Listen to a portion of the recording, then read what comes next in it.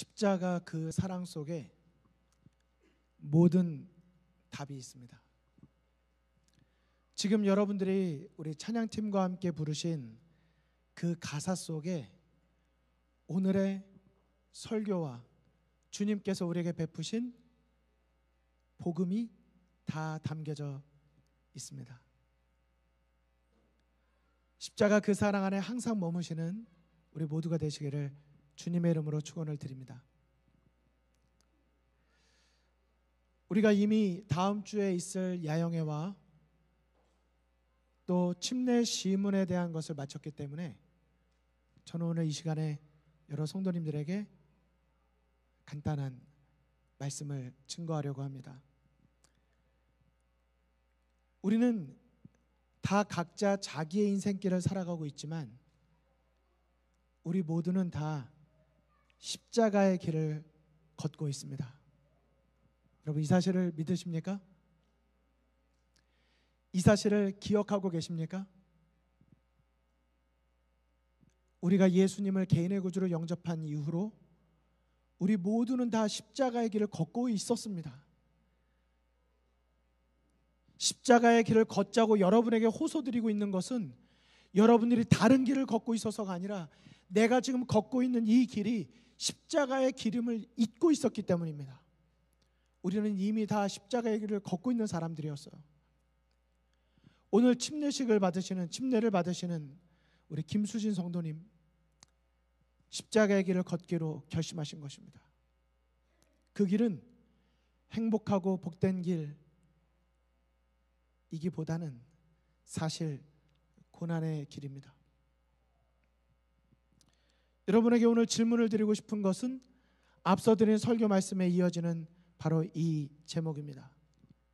그분은 왜 침묵하셨을까? 네, 우리 화면을 넘겨주실까요? 그분은 왜 침묵하셨을까요? 생각해 보셨습니까? 우리가 지난 4주 동안에 예수님의 십자가에 걸으신 그 비아 돌로로사라고 하는 길을 계속 걸으면서 한 장면 한 장면을 우리가 생각하고 있는데요. 그 길을 걸으시면서 예수님은 왜 침묵하셨을까요? 한마디 하신 말씀이라고는 나를 위하여 울지 말고 너와 내 자녀들을 위하여 울라고 말씀하신 그 말씀이셨습니다. 예수님께서 이제 골고다 언덕에 오르셨습니다. 십자가에 달리시는 그 순간에 예수님은 왜 침묵하셨을까요? 여러분에게 여쭤보겠습니다. 나는 살아오면서 정말 억울했던 적이 있다. 나보다 더 억울했던 사람은 없을 거다 하는 분 계십니까?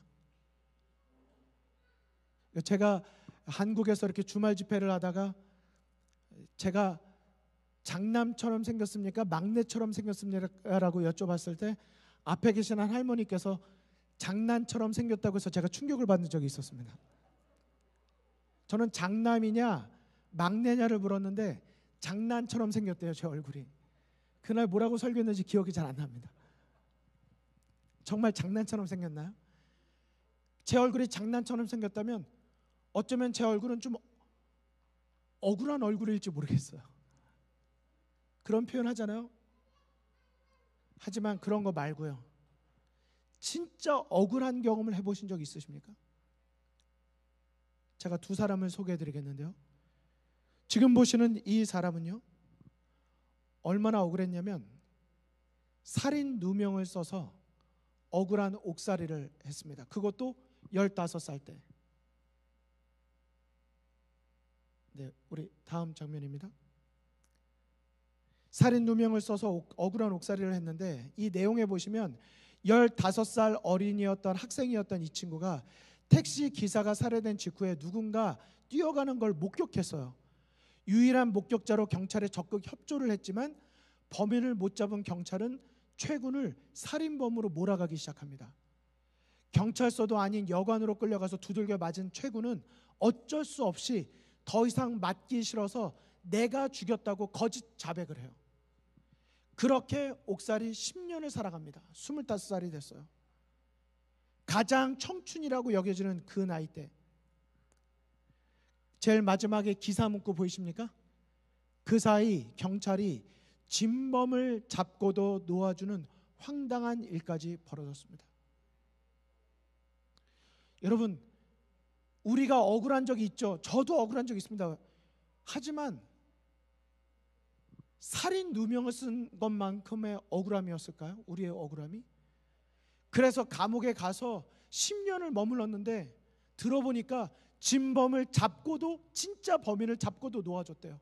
그리고 살인하지 않은 내가 지금 감옥에 들어와 있는 것입니다.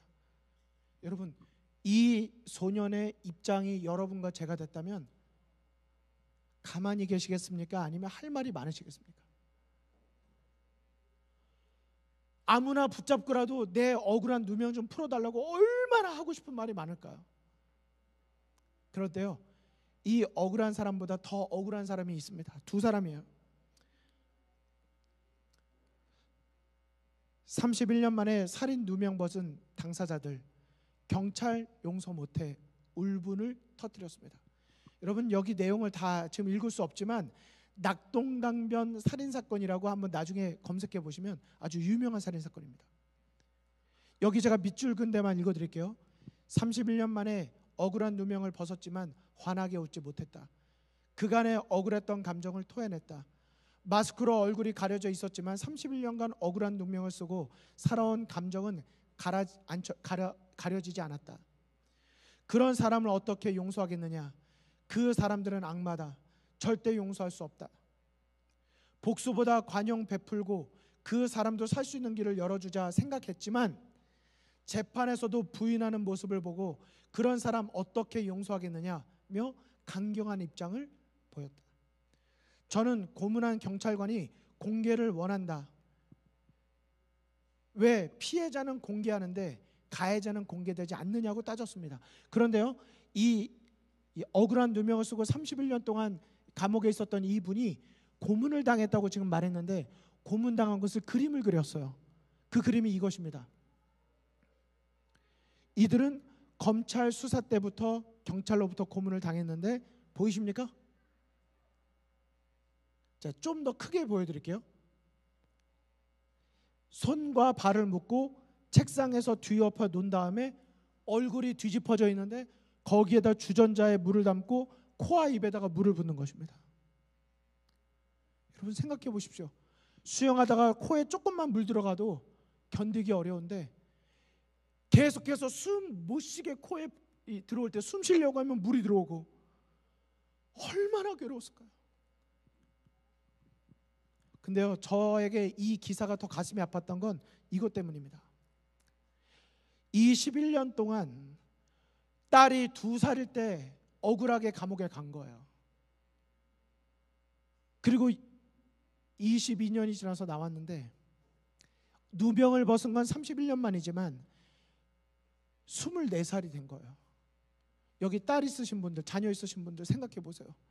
2살 때부터 24살 때까지 가장 사랑의 교제가 깊이 있을 그 나이, 많이 안기고 많이 안아줘야 되고 가장 가슴 깊이 교제해야 될 그 시기 동안에 내가 잘못하지 않았는데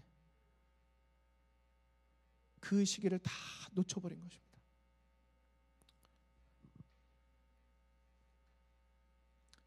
지금 남성 중창단에서 7월 31일 날 특창을 준비하고 있는데 제목이 십자가에 달리신 예수님입니다.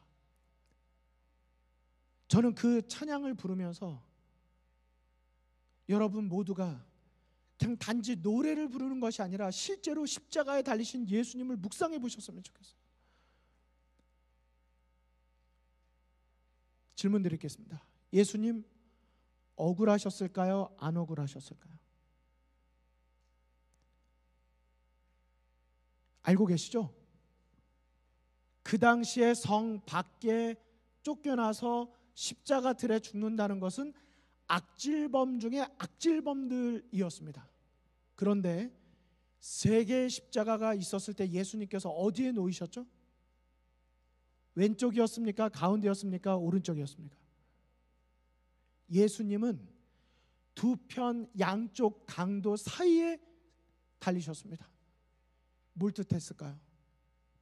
그 당시에 3명이 달리면 가장 가운데 자리는 가장 흉악한 죄인이 달리는 곳이었습니다. 여러분, 누가 잘못했어? 라고 물었을 때 우리는 심리적으로 가려지고 싶어서 뒤로 가고 싶은 것이 우리들의 본성입니다.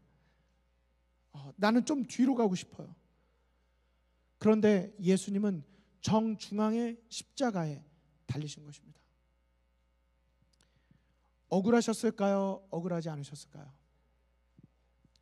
성경은 다음과 같이 십자가에 달리실 예수님을 예언하고 있습니다.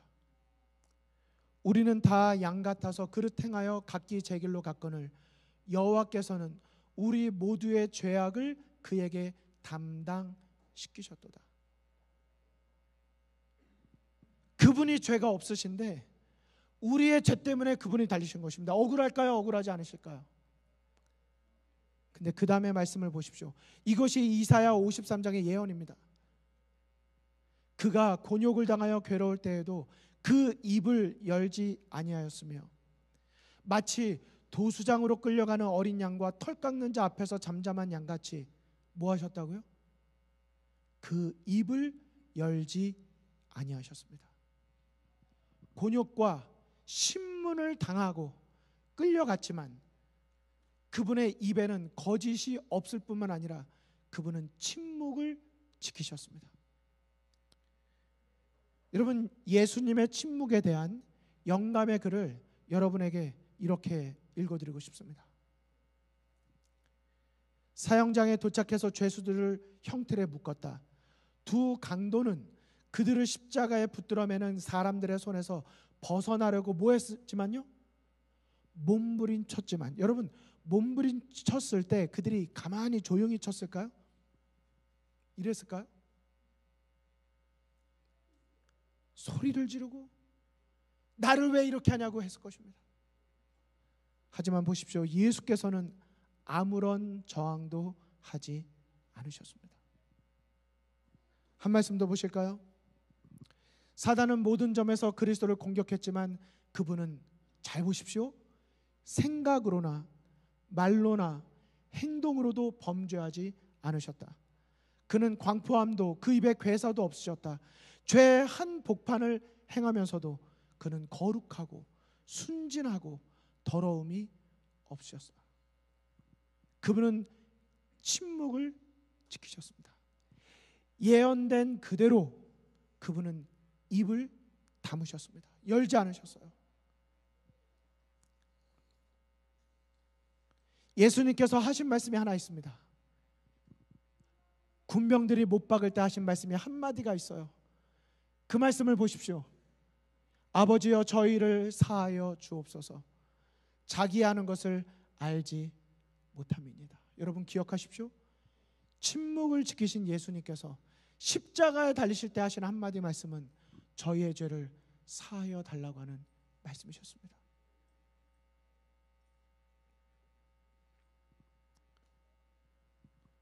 거기에 대한 영감의 말씀을 이렇게 읽어드리고 싶습니다. 여러분 묵상하면서 생각하면서 들어보십시오. 구주께서는 한마디의 불평도 하지 않으셨다. 그분의 얼굴은 침착하고 평온했으나 이마에는 굵은 땀방울이 맺혀 있었다. 그분의 얼굴에 맺히는 식은 땀을 씻어줄 동정어린 손길도 없었고 그분의 마음에 와닿는 동정의 말이나 변함없는 충성의 말을 해주는 사람도 없었다. 군병들이 무시무시한 일을 하고 있는데 반해 예수께서는 당신의 원수들을 위하여 아버지여 저희를 사하여 주옵소서. 자기 하는 것을 알지 못함이니이다 라고 기도하셨다. 그분의 마음은 자신의 고통보다 박해자들의 죄를 생각하셨고 그들에게 무서운 보응이 이를 것을 아셨다. 그분을 그처럼 난폭하게 다루는 군사들에게 그분은 아무런 저주도 하지 않으셨다. 저들의 목적이 이루어진 것을 만족히 여기는 제사장들과 관원들에게 아무런 복수도 구하지 않으셨다. 그리스도께서는 그들의 무지와 범죄에 대하여 깊은 동정을 나타내셨다. 그분은 다만 그들을 용서해 주기를 단언하셨는데 이는 저희가 자기 하는 것을 알지 못하기 때문이었다. 사랑하는 성도 여러분, 질문 드리고 싶습니다. 예수님은 왜 손이 뚫리는 십자가의 고통을 침묵하시면서 아무런 저항도 하지 아니하시고, 그분은 왜 침묵하셨을까요? 이마에 식은 굵은 땀방울이 흘러내림에도 불구하고 그분은 왜 그 모든 고초를 견디고 참으셨을까요? 이유가 무엇이었을까요? 저는 여러분에게 그것을, 여러분과 저를 끝까지 책임지시는 그분의 사랑이라고 말씀을 드리고 싶습니다. 끝까지 구원하시겠다는 그분의 사랑이 그분을 끝까지 생각으로도 죄짓지 않도록 하신 것입니다. 만약 그분이 억지로 십자가에 달리셨다면 억울해서 그러지 못하셨을 거예요. 하지만 그분이 스스로 하늘의 보좌를 버리고 우리를 위하여 스스로 자원하여 십자가를 지셨기 때문에, 끝까지 사랑하셨기 때문에 겸손히 순종하시기로 마음에 결단하셨기 때문에 예수님은 그 길을 침묵으로 지나가신 것입니다. 여러분, 이 사실을 믿으십니까? 여러분이 이제 앞으로 걸어가는 십자가의 길 속에 오늘의 설교를 기억하게 되시기를 간절히 바랍니다. 예수님은 왜 침묵하셨을까? 나를 끝까지 포기하지 않고 결단코 구원하겠다는 그분의 단호한 결심이 있었기 때문에 그 어떤 모진 고통이 와도 그분은 그 길을 걸으신 것입니다. 그렇다면 이제 여러분과 저는 어떠해야 할까요? 여러분에게 비아 돌로로사 질문을 드리고 싶습니다. 예수님께서 침묵하신 이유는 여기 나오죠. 그가 찔림은 우리의 허물 때문이요 그가 상함은 우리의 죄악 때문이라. 그가 징계를 받음으로 우리가 평안을 누리고 나음을 입었도다. 여러분, 예수님 때문에 구원받아서 기쁘십니까? 우리가 허물, 죄악, 평안, 나음, 이 모든 건 그분께서 충성하심으로 그 십자가의 길을 걸으셨기 때문인 것입니다. 저는 이제 여러분을 오늘 이곳으로 초청을 드리고 싶습니다. 예수님은 나를 죄에서 구원하시기 위해 십자가 고난의 길을 묵묵히 끝까지 걸어가셨는데, 나는 그분을 위해 내게 맡겨진 작은 십자가를 쥐고 얼마나 묵묵히 충성함으로 십자가의 길을 걷고 있는가.